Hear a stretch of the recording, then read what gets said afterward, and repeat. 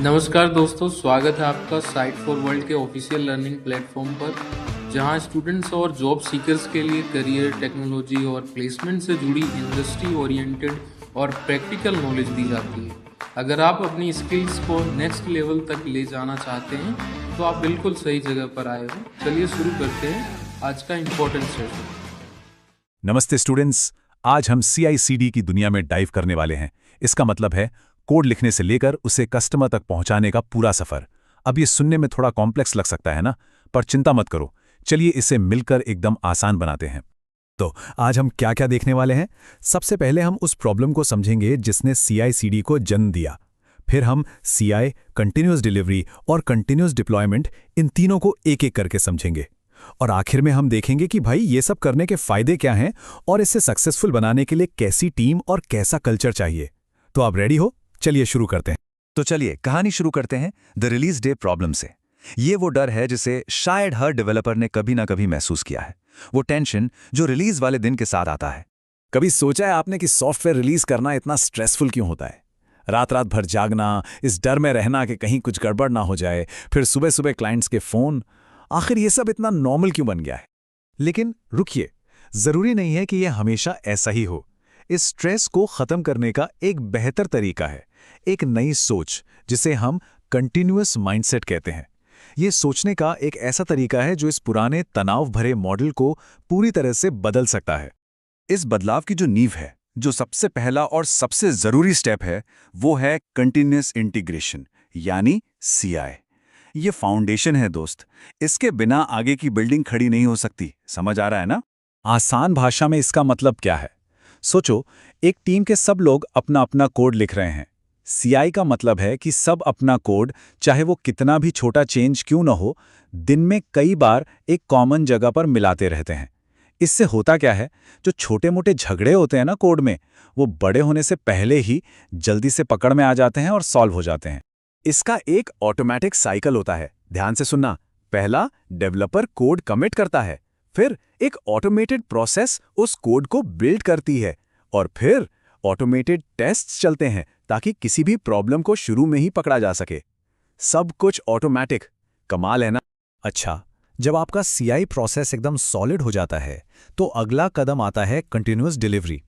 ये CI का ही next level है, जो प्रोसेस को एक कदम और आगे ले जाता है। अब यहां ध्यान देना, ये इंपॉर्टेंट है।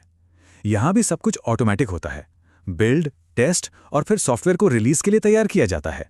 इसका मतलब यह है कि आपका कोड हमेशा किसी भी टाइम प्रोडक्शन में जाने के लिए एकदम रेडी रहता है, हमेशा एक डिप्लॉयबल स्टेट में। कंटिन्यूअस डिलीवरी में रिलीज करना इतना आसान हो जाता है जैसे बस एक बटन दबाना। पूरा प्रोसेस ऑटोमेटेड है, लेकिन वो जो आखिरी बटन है ना, वो एक इंसान दबाता है। मतलब फाइनल डिसीजन मैन्युअल होता है। ये पॉइंट क्लियर हुआ? और अब आती है आखिरी छलांग, कंटिन्यूअस डिप्लॉयमेंट। ये ऑटोमेशन का अल्टीमेट लेवल है। यहां क्या होता है, वो जो मैनुअल बटन था ना, वो भी हट जाता है। हर वो कोड चेंज जो सारे टेस्ट पास कर लेता है, वो सीधे बिना किसी इंसान के दखल के एंड यूजर्स तक पहुंच जाता है। सोचो ये कितना बड़ा और पावरफुल स्टेप है। तो दोनों में सबसे जरूरी फर्क क्या है? स्क्रीन पर देखो। कंटिन्यूअस डिलीवरी में प्रोडक्शन डिप्लॉयमेंट एक मैनुअल फैसला है, कोई बटन दबाता है, जबकि कंटिन्यूअस डिप्लॉयमेंट में ये पूरी तरह से ऑटोमेटेड है। जैसे ही टेस्ट पास हुआ, कोड लाइव। बस यही एक लेकिन सबसे बड़ा फर्क है। यही है वो आहा मोमेंट। अब तो कंफ्यूज नहीं होगा? तो हमने समझ लिया कि ये क्या है। अब बात करते हैं क्यों की। भाई ये सब करना क्यों जरूरी है? इससे क्या फायदे होते हैं और इसके लिए किस तरह की टीम कल्चर चाहिए? फायदे तो एकदम साफ हैं। आपका प्रोडक्ट मार्केट में जल्दी पहुंचता है, क्वालिटी बेहतर होती है, डेवलपर्स की प्रोडक्टिविटी बढ़ जाती है, रिलीज फेल होने का रिस्क कम हो जाता है, टीम का कोलैबोरेशन बढ़ता है, और सबसे जरूरी, आपके यूजर का एक्सपीरियंस बेहतर हो जाता है।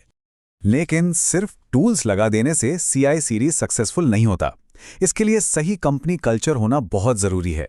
वेस्ट्रम टाइपोलॉजी एक मॉडल है जो बताता है कि CI/CD के लिए सबसे अच्छा कल्चर जेनरेटिव होता है, जहां इंफॉर्मेशन आजादी से फ्लो करती है। यहाँ आप तीनों कल्चर्स में फ़र्क देख सकते हैं। पैथोलॉजिकल कल्चर में ब्लेम गेम चलता है, ब्यूरोक्रेटिक में प्रॉब्लम्स को इग्नोर किया जाता है, लेकिन जेनरेटिव कल्चर में कोऑपरेशन हाई होता है, प्रॉब्लम्स को मिलकर सॉल्व किया जाता है और नए आइडियाज़ को लागू किया जाता है। अब आप बताइए, CICD इनमें से कहाँ सबसे अच्छे से चलेगा? बिल्कुल सही, जेनरेटिव कल्चर में। इस जेनरेटिव कल्चर का एक ही मंत्र है, क्वालिटी, सिक्योरिटी, रिलायबिलिटी। ये सब किसी एक टीम की नहीं, बल्कि हर एक इंसान की जिम्मेदारी है। Shared responsibility.